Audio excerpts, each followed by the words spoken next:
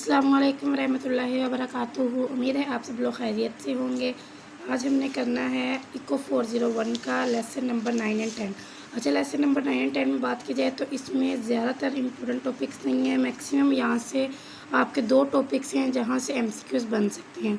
Otherwise बाकी जितने भी हैं उनके जस्ट हम कॉन्सेप्ट लेंगे। बाकी जहाँ से एमसीक्यूज़ बनेंगे वो मैं आपको डिटेल में एक्सप्लेन करूँगी कि कैसे इसके रिलेटेड एमसीक्यूज़ आ सकते हैं, कैसे आप उसको सॉल्व कर सकते हैं। इस वजह से मैंने यहाँ पे कुछ इंपॉर्टेंट चीज़ें बना के लिखी हैं कि इस टाइप के एमसीक्यूज़ आपके यहाँ पे बन सकते हैं।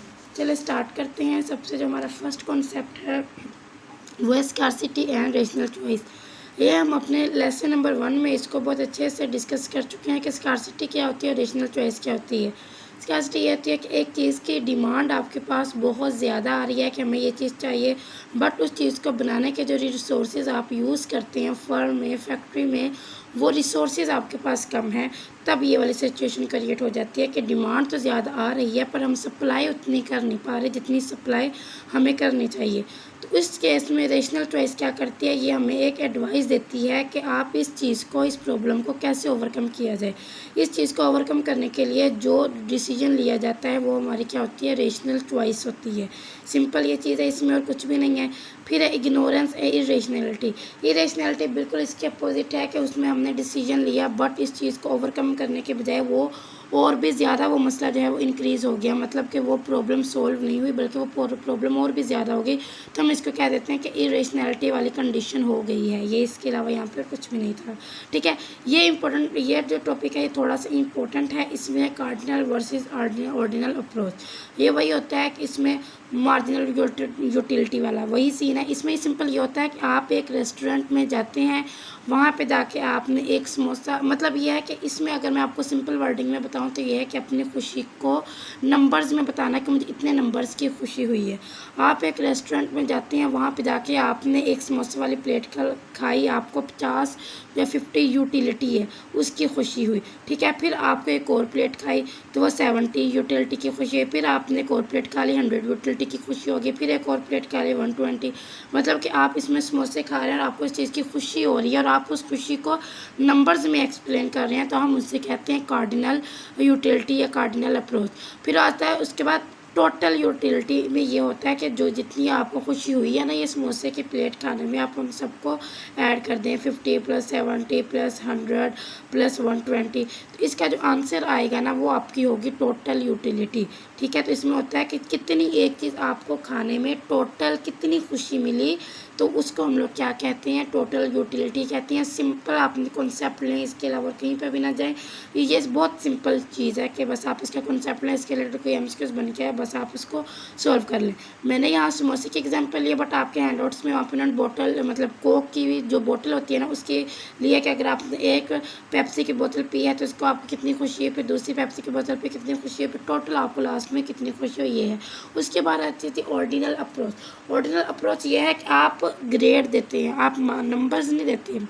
आपको पता है मैथ में ये होता है, आपने पढ़ा होगा कि कार्डिनल होता है 1 2 3 4 5 6 और ऑर्डिनल नंबर्स होते हैं 1st 2nd 3rd 4th 5th etc।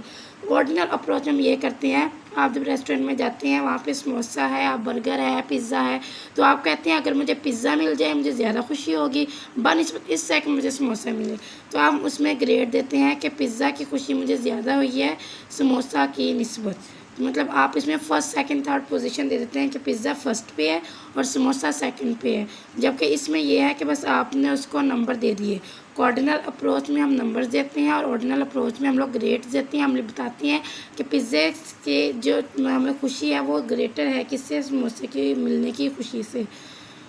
Marginal utility analysis, उसमें यही चीज़ वहाँ पे लिखी हुई है। सिंपल एक बार मैं इसको ये बता भी देती हूँ। देखिए आप एक शॉप पे गए, आपने वहाँ पे सबसे पहले आपने कोई बोतल नहीं खरीदी, ज़ीरो है, ज़ीरो ही आपके पास, आपने कोई बोतल नहीं खरीदी, ज़ीरो होगी, टोटल यूटिलिटी ज़ीरो होगी, मार्जिनल यूटिलिटी ज़ीरो होगी। आपने फर्स्ट बोतल जब ली, आपने उसको पिया, आपको 7 यूटिलिटी की खुशी हुई। अब आपने जब मार्जिनल यूटिलिटी निकालना है, मार्जिनल यूटिलिटी का ये फार्मूला होता है कि आपने जो लास्ट में जो चीज़ पी है उसके पहले के साथ आपने डिफरेंस लेना होता है। इसीलिए इसको ऑर्डिनल अप्रोच को या मार्जिनल यूटिलिटी यूटिलिटी को हम लोग इन डिफरेंस कर्व के भी कहते हैं। इसको क्या कहते हैं? In difference curve. इसमें हम लोग डिफरेंस लेते हैं दो चीज़ों का, ठीक है। ये बस इतनी सी बात भी आपने याद रखनी है। इसमें जब आपने एम क्यू निकालना है तो आपने 7 में से 0 को माइनस कर दिया, याद जाएगा मार्जिन यूटिलिटी 7। उसके बाद आपने एक और बोतल ली, उसकी आपको यूटिलिटी हुई टोटल यूटिलिटी 11। अब आपने जब इसका मार्जिनल यूटिलिटी निकालनी है, आपने 11 में से 7 को माइनस कर देना है, ठीक है। फिर जब आपने थर्ड पेप्सी की बोतल ली, आपको उससे मिली यूटिलिटी, मतलब खुशी मिली 13 की, तो आपने क्या करना है, 13 से 11 को माइनस कर देना है। फिर आपने जब 4 नंबर पे ली 14, तो ये 1 - 2 कर देना है, ठीक है। सॉरी 14 - 13 करेंगे 1 आ जाएगा। अब देखें, मैं आपको एक बात बताऊँ यहाँ पे, जब आपने छठी पेप्सी की बोतल ली ना, आपको 13 यूटिलिटी की खुशी हुई है, आपने इन दोनों का डिफरेंस लिया, -1 आया। अब देखें, जब आपने पहली पेप्सी की बोतल ली, आपको ज़्यादा खुशी हुई। फिर आपको दूसरी बोतल, आपको और ज़्यादा खुशी हुई कि चलो मुझे 2 बोतलें मिल गई। तीसरी ली, फिर भी खुशी हुई। अब चौथी जब आप बोतल लेते हैं ना, आपका बोतल पी पी के पेट भर जाता है, आप कहते हैं नॉर्मल है, मतलब अच्छा ठीक है, बस अच्छा ठीक है कहते हैं, आपको ज़्यादा खुशी नहीं मिलती। फिर उसके बाद जब आप एक और बोतल लेते हैं तो आपको उससे वॉमिटिंग स्टार्ट हो जाती है। देखिए, आप ओवर हो जाते हैं, आप ज़बरदस्ती एक चीज़ को पी रहे हैं, आपको पीने का दिल नहीं कर रहा, आप फिर भी उस चीज़ को पी रहे हैं। जब आप 6 नंबर वाली बोतल पीते हैं, तब जो आपकी खुशी होती है ना, मार्जिनल यूटिलिटी होती है, वो नेगेटिव में चली जाती है, ठीक है। मतलब कि आपको उल्टी आ गई, आपने पी तो सही वो बोतल, पर उससे आपको उल्टी आ गई। और एक टाइम ऐसा भी आता है जब आपकी मार्जिनल यूटिलिटी 0 होती है, और वो कब 0 होती है, जब आपका दिल नहीं चाह रहा होता कि आप कोई और चीज़ नेक्स्ट लें, पर फिर भी आप वो चीज़ ले लेते हैं, तब जाके आपकी जो मार्जिनल यूटिलिटी है ना, वो 0 हो जाती है। जब टोटल यूटिलिटी मैक्सिमम होती है, वहाँ पर मार्जिनल यूटिलिटी 0 हो जाती है। ये बहुत इंपॉर्टेंट एमसीक्यूज़ है, इसको आपने याद रखना है कि जिस पॉइंट के बाद टोटल यूटिलिटी डिक्रीज़ होना स्टार्ट हो जाती है, मतलब जहाँ पर टोटल यूटिलिटी मैक्सिमम होती है, उस पॉइंट पर आपकी marginal total utility maximum, marginal utility वहाँ पे 0 हो जाती है, ठीक है। उसके बाद यहाँ पे अभी मैं एक कर्व यहीं पे समझा देती हूँ, यहीं पे वो पॉइंट है। देखें, कोई आपसे पूछे ना कि मतलब मार्जिनल यूटिलिटी के कर्व कैसे होते हैं, तो ये समोसा टाइप होती है ऐसे।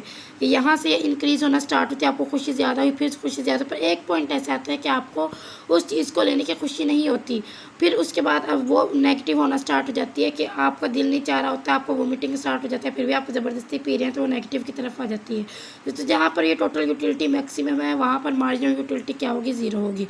कोई भी आपसे टोटल यूटिलिटी कर्व के बारे में पूछे तो आपने ये समोसा टाइप शेप होती है, इसकी आपके एमसीक्यूज़ में आ सकती है। इस पॉइंट पे मार्जिनल यूटिलिटी 0 होती है, जहाँ पर टोटल यूटिलिटी मैक्सिमम होती है, ठीक है। उसके बाद है जी, यहाँ पे थे हम लोग, मार्जिनल यूटिलिटी हो गया, टोटल यूटिलिटी के बारे में मैंने आपको बता दिया।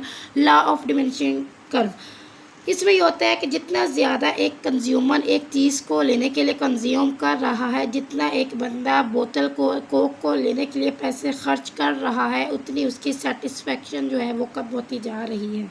समझ आ रही है मेरी बात की? इसमें ये कह रहे हैं कि जब उसने पहले बोतल ली उसको ज़्यादा खुशी हुई, फिर उससे मतलब ये उसने अगर 70 की एक बोतल ली है तो उसको बहुत खुशी हुई, फिर जब एक और बोतल लेता है उसको ज़्यादा खुशी होती है। पर एक पॉइंट ऐसा आता है कि जितने ज़्यादा पैसे खर्च कर रहा है वो कंज्यूमर जो है, वो किसी चीज़ को लेने में पैसे कंज्यूम कर रहा है, पर उसकी मार्जिनल यूटिलिटी जो है वो कम हो रही है। इसको कहते हैं लॉ ऑफ डिमिनिशिंग कर्व, कि आहिस्ता आहिस्ता उसकी जो खुशी है ना वो कम होती जा रही है। वो पैसे तो खर्च अपने कर रहा है, लेकिन उसकी जो खुशी है उस चीज़ को लेने में वो कम हो रही है, वो ज़बरदस्ती एक चीज़ को ले रहा है। इसको हम लोग क्या कहते हैं, law of diminishing marginal utility. और ये बहुत इंपॉर्टेंट लॉ है, ये इन्वर्स होता है। कंज्यूमर पैसे कंज्यूम कर रहा है पर मार्जिनल यूटिलिटी कम होती जा रही है, वो गिरती जा रही है, तो ये क्या है, law of diminishing marginal utility है। उसके बाद भी यही चीज़ है, ये 2-4 दफ़ा यहाँ पे रिपीट हुआ, यही वाली कर्व यहाँ पे मैंने एक्सप्लेन कर दी है। उसके बाद जी कंज्यूमर सरप्लस क्या होता है। कंज्यूमर सरप्लस आई थिंक ये नेक्स्ट टॉपिक लेसन नंबर 10 है, उससे ये टॉपिक, ये इसमें ज़्यादा इंपॉर्टेंट टॉपिक्स नहीं थे, इस वजह से मैंने इन दोनों लेसन को मिला लिया 9 और 10 को।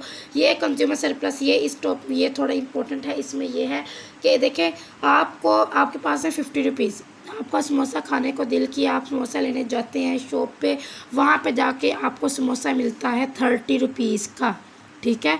और अब देखें 50 रुपीज़ थे आपके पास, जिसमें समोसा आपको 30 रुपीज़ का मिला। आपको कितना, एक तो आपको खुशी हुई कि आपको समोसा मिल गया, और वो समोसा भी सस्ते में मिल गया, 20 रुपीज़ की आपको बचत हो गई। तो ये होता है कंज्यूमर सरप्लस। कंज्यूमर सरप्लस कहते हैं कि आपको बचत भी हो, आपको खुशी भी हो, ये दोनों जब मिलते हैं तो कंज्यूमर सरप्लस बनता है। कि आपको लगता था 50 का समोसा आएगा, 50 रुपीज़ भी थे आपके पास, आप लेने गए, आपको 30 का समोसा मिल गया, 20 का बेनिफिट भी हो गया, और जो समोसा मिलने की खुशी थी वो अलग। तो ये इसका फार्मूला होता है कंज्यूमर सरप्लस का। इसमें मार्जिनल यूटिलिटी में से प्राइस को माइनस कर देते हैं। तो ये प्राइस हमारे पास मार्जिनल यूटिलिटी थी, जो टोटल रेट चल रहा है वो 50 रेट चल रहा था, पर आपको वो समोसा कितने में मिला, 30 का, तो आपको कंज्यूमर सरप्लस कितना हो गया, 20 का। ठीक है, ये हमारे पास है कंज्यूमर सरप्लस। अब इसके ये 3 पॉइंट्स होते हैं। जब मार्जिनल यूटिलिटी प्राइस के इक्वल होती है तब आपके पास मतलब कुछ भी नहीं आपको करना होता। ठीक है, ये इक्वल है। जब आपके पास मार्जिनल यूटिलिटी प्राइस से ज़्यादा होती है तब हम क्या करते हैं, हम कंजप्शन को इंक्रीज़ करते हैं। किसको, कंजम्पशन को। ठीक है, आपने बस ये पॉइंट याद रखना है, आपके हमसे पूछ सकते हैं। इसको हम क्या करते हैं, इनकम इस केस में जब ये ग्रेटर होती है हम इसको भी इंक्रीज़ करते हैं ताकि ये प्राइस के इक्वल आ जाए। इसमें ना हम कंजप्शन को कम करते हैं ना हम कंजप्शन को ज़्यादा करते हैं, इसमें हम इसको ज़्यादा करते हैं ताकि प्राइस के इक्वल आ जाए, और इस केस में हम इसको कंजप्शन को कम करते हैं ताकि वह प्राइस के इक्वल आ जाए। ठीक है, इसमें कंजप्शन ज़्यादा की जाती है और इससे में कंजप्शन कम की जाती है ताकि प्राइस और मार्जिनल यूटिलिटी एक दूसरे के इक्वल आ जाए। और इसमें ऑलरेडी इक्वल है तो ना हम कंजप्शन को इंक्रीज़ करते हैं ना हम डिक्रीज़ करते हैं। 3 MCQs ये हैं, एक MCQs यहाँ से बन सकता है। ये आपसे वो इस तरह का, वैसे ये सब्जेक्टिव में आने वाला, लेकिन अगर पूछ सकते हैं तो आपको ये चीज़ पता होनी चाहिए। ये इम्पोर्टेंट, सबसे इम्पोर्टेंट पॉइंट आज का जो ये था, मतलब आज के लेसन का ये है। और एक लॉ ऑफ डिमिनिशिंग यूटिलिटीज़ की स्टेटमेंट देके वो आपसे पूछ सकते हैं। उसके बाद है जी इक्वी मार्जिनल प्रिंसिपल। इसमें यह है कि आपके पास एक जो यूटिलिटी है एक चीज़ की और उसकी जो प्राइस है उसकी हम ये रेशो ले लेते हैं, MUA और PA, MUB और PB, MUC और PC। ये हमारे पास क्या है, ये इक्वी मार्जिनल प्रिंसिपल। अगर आपके पास आ जाए तो आपने इससे प्रेडिक्ट करना है। नेक्स्ट टॉपिक है हमारे पास अनसर्टेनिटी। अनसर्टेनिटी कहते हैं कि किसी भी चीज़ के इन फ्यूचर क्या होने के चांसेस हैं, आपको इसके बारे में नहीं पता। अनसर्टेनिटी एंड रिस्क ये दोनों एक दूसरे के बिल्कुल अपोजिट होती हैं। रिस्क में हमें ये पता होता है कि अगर हम ये वाला काम करें तो हमें इसमें इतने % मतलब आउटकम्स क्या होंगी। रिस्क में हमें आउटपुट का थोड़ा बहुत आइडिया होता है, लेकिन अनसर्टेनिटी में हमें बिल्कुल भी नहीं पता होता कि नेक्स्ट आने वाले ईयर में हमारे पास ये जो हम काम स्टार्ट करने लगे हैं इसमें हमें बेनिफिट होगा, लॉस होगा, क्या आउटकम्स आएंगी। बट रिस्क में हमें इस चीज़ का आइडिया होता है कि ये हम रिस्क लेने लगे हैं तो इसमें हमें मतलब कितने % बेनिफिट हो सकता है या कितने % लॉस हो सकता है। रिस्क की 3 टाइप्स होती हैं, एक होता है रिस्क एवर्स, एक होता है रिस्क लविंग पर्सन, एक होता है रिस्क न्यूट्रल पर्सन। 3 तरह के होती हैं पर्सन। रिस्क एवर्स पर्सन ये होता है एक ऐसा इंसान जिसको रिस्क लेने में मतलब जो बहुत डरपोक हो, जिस रिस्क लेने से डरता हो, जिसको अगर आप ये भी कहते हैं ना कि इसमें 50% नुकसान हो रहा है, 50% प्रॉफिट हो रहा है, मतलब एवर्स में ये होता है कि वो इस कदर डरा हुआ होता है कि अगर आप उसको ये भी कह देना कि 50% प्रॉफिट है 50% लॉस है तो तब भी रिस्क नहीं लेगा। वो इतना डर जाएगा कि मुझे उसको ये लगता है कि लॉस होने के ज़्यादा चांसेस हैं तो वो कभी भी रिस्क नहीं लेता। रिस्क एवर्स का सेकंड नेम आप ये कह सकते हैं कि वो एक डरपोक बंदा होता है जो रिस्क लेने से डरता है। रिस्क लविंग पर्सन वो पर्सन होता है जिसको रिस्क लेने में मज़ा आता है। वो कहता है कि नहीं मैं तो रिस्क लूँगा, उसे खुद पे इतना एतमाद होता है, वो कहता है अगर मैं रिस्क लूँगा तो मुझे इसमें बेनिफिट ही ज़्यादा होगा, प्रॉफिट ही ज़्यादा होगा। रिस्क एवर्स में याद रखना है कि इसमें जो पर्सन होता है वो रिस्क लेने से डरता है। रिस्क लविंग में वो बंदा रिस्क लेता है। रिस्क न्यूट्रल में न्यूट्रल होता है, वो कहता है रिस्क लेना चाहिए नहीं लेना चाहिए, उसमें बिल्कुल न्यूट्रल बिहेवियर रखता है। वो ना वो डरता है ना वो इस चीज़ में बहुत ज़्यादा इन्वॉल्व होता है कि नहीं मुझे तो रिस्क लेना ही लेना है, और ना इस चीज़ से वो भागता है, तो वो न्यूट्रल पर्सन होता है। ये जो 3 टाइप्स हैं ना रिस्क की, ये तीनों टाइप्स बहुत इंपॉर्टेंट है, इसके बारे में वो आपसे MCQs में पूछ सकते हैं। उसके बाद है जी ऑड्स रेशो। ऑड्स रेशो ये होती है कि एक इवेंट को होने में और एक इवेंट के ना होने में इनके चांसेस, मतलब एक इवेंट को होने के कितने चांसेस हैं और एक इवेंट के होने के ना होने के कितने चांसेस हैं, उन दोनों के जो रेशो होती है इसको हम लोग कह देते हैं ऑड्स रेशो। ठीक है, एक काम के होने में कितने चांसेस हैं और एक काम के उसी काम के ना होने के कितने चांसेस हैं। अगर एक काम के होने के चांसेस हैं 50%, चलिए 60 कर लें 60%, और बाकी कितने बचे 40%। एक काम के होने के 60% चांसेस हैं और उसके ना होने के 40% चांसेस हैं, तो इसकी भी ऑड्स रेशो हम निकाल लेंगे। इन दोनों को डिवाइड करके जो आंसर आएगा वो इसकी ऑड्स रेशो होगी। उसके बाद है रिस्क एवर्स पर्सन। जो रिस्क एवर्स पर्सन होता है, जो रिस्क लेने से डरता है, उसके लिए जो कर्व होती है वो कन्वेक्स होती है। ये आपने एमसीक्यूज़ के लिए याद रखना है। रिस्क न्यूट्रल पर्सन के लिए वो जो कर्व होती है वो स्ट्रेट होती है, और रिस्क लविंग पर्सन के लिए वो जो कर्व होती है ग्राफ की वो कनकेव होती है। एवर्स में कन्वेक्स, लविंग में कनकेव एंड न्यूट्रल में स्ट्रेट। उसके बाद एक ये चीज़ है कि वो आपको पेपर में एमसीक्यूज़ में टोटल यूटिलिटी देते हैं कि यह total utility 60Q - 4Q square. इसमें आप हमें मार्जिनल यूटिलिटी बताएं क्या होती हैं। तो याद रखिएगा, जब टोटल यूटिलिटी का हम लोग डेरिवेटिव लेते हैं विद रिस्पेक्ट टू Q, तो उसका जो आंसर आता है वो मार्जिनल यूटिलिटी आता है। मार्जिनल यूटिलिटी किसके इक्वल होता है? DTU/DQ। तो आपको जो वैल्यू गिवन होगी आपने उसका करना है डेरिवेटिव, तो उसका जो आंसर आएगा वो क्या होगी? मार्जिनल यूटिलिटी होगी। यहाँ से भी आपका एक एमसीक्यूज़ बन रहा है। उसके बाद है जी टोटल यूटिलिटी का, ये मैं आपको बता चुकी हूँ। ये जहाँ पर टोटल यूटिलिटी मैक्सिमम होती है वहाँ पर मार्जिनल यूटिलिटी 0 हो जाती है। फिर जैसे टोटल यूटिलिटी, फिर उसके बाद मार्जिनल यूटिलिटी नेगेटिव होना स्टार्ट हो जाती है। रिस्क हैगिंग, ये रिस्क हैगिंग होता है। रिस्क हैगिंग में ये होता है कि आपके पास आप उस रिस्क को कम कर सकते हैं। ठीक है, एक रिस्क आपको पता है कि इस रिस्क में हमें नुकसान हो सकता है, तो आप उसको कम कर सकते हैं। जैसा कि किसान होते हैं, ये सरसों की फसल या गंदम जो भी होता है, तो उन्हें पता होता है कि आज का रेट कम चल रहा है, तो उसको वो सेव कर लेते हैं ताकि वो उसको तब सेल कर सकें जब उसका रेट ज़्यादा हो जाए। तो ये होता है कि नुकसान होने से पहले ही नुकसान के ऊपर काबू पा लेना। इसको हम लोग कहते हैं रिस्क हैगिंग, कि मतलब नुकसान को आपने कंट्रोल करना आपके बस में है, कि आपको अगर लॉस होने भी लगा है तो आप उस लॉस पे कंट्रोल कर सकते हैं ताकि हम बाद में उससे प्रॉफिट ले सकें। एडवर्स सिलेक्शन ये होती है कि एडवर्स सिलेक्शन जिसमें आप अपनी कंपनी में एक गलत बंदे की सिलेक्शन कर लेते हैं। मतलब एक वो आपको तब नहीं पता था कि वो बंदा आपकी कंपनी के लिए कोई गलत काम कर सकता है, वो मतलब आपका जो डाटा है उसको लीक कर सकता है, कुछ भी। तो ये होता है एडवर्स सिलेक्शन, जिसमें वो आप एक ऐसे बंदे की सिलेक्शन कर लेते हैं जो आपकी कंपनी के लिए बाद में वो मतलब नुकसानदेह साबित होते हैं, तो उसको ये कहते हैं। इसमें यहाँ पे आपके 3 एमसीक्यूज़ बन सकती हैं। कन्वेक्स, कनकेव, स्ट्रेट, इसका पता हो आपको, इन 3 चीज़ों के बारे में पता हो, ये फार्मूला पता हो, टोटल यूटिलिटी से मार्जिनल यूटिलिटी कैसे निकालते हैं ये पता हो, टोटल यूटिलिटी गिवन हो तो उसका डेरिवेटिव लेके कैसे मार्जिनल यूटिलिटी निकालनी है, ओड्स रेशो क्या होती है इसके बारे में पता हो। यही मेन टॉपिक है वहाँ पे। बाकी आप जितने भी ये टॉपिक्स हैं इनको इग्नोर कर सकते हैं, इसमें ज़्यादा खास कुछ भी नहीं है। ये आपके इंपॉर्टेंट, बहुत ज़्यादा इंपॉर्टेंट है, इसके कॉन्सेप्ट को आपने समझना है। यह अगर आपके पास ओड्स रेशो 1 के इक्वल हो, अब देखिए ओड्स रेशो 1 है तो इसमें ये न्यूट्रल बंदा जो होता है, न्यूट्रल बंदा जिसके बारे में मैंने आपको बताया, न्यूट्रल रिस्क न्यूट्रल वाला जो बंदा है, जो जिसके लिए रिस्क लेना या ना लेना बराबर है, तो इस केस में वो वाला बंदा मतलब ये कहता है कि चलो मैं भी रिस्क ले लेता हूँ क्योंकि न्यूट्रल है। तो इसमें एक न्यूट्रल बंदा लेगा और एक लविंग बंदा। जो जब ओड्स रेशो 1 के इक्वल होगी तो रिस्क कौन कौन से लेंगे? तीनों में एक न्यूट्रल बंदा भी रिस्क ले सकता है, न्यूट्रल पर्सन, और एक लविंग पर्सन जिससे रिस्क लेने से मोहब्बत है, वो भी OR = जब 1 होगा तो वो तब भी रिस्क लेगा। वो OR जब ग्रेटर देन 1 होगा तब भी वो रिस्क लेगा, तब तो वो लाजमी लेगा कि हो रहा है 1 से ग्रेटर, तब तो मैं लाजमी लविंग वाला। वो OR जब 1 से कम होगी वो बंदा तब भी रिस्क लेगा क्योंकि उसे रिस्क लेने से मोहब्बत है। तीनों केसेस में अगर कोई रिस्क लविंग पर्सन एक ऐसा पर्सन होगा जो इन तीनों केसेस में रिस्क लेगा।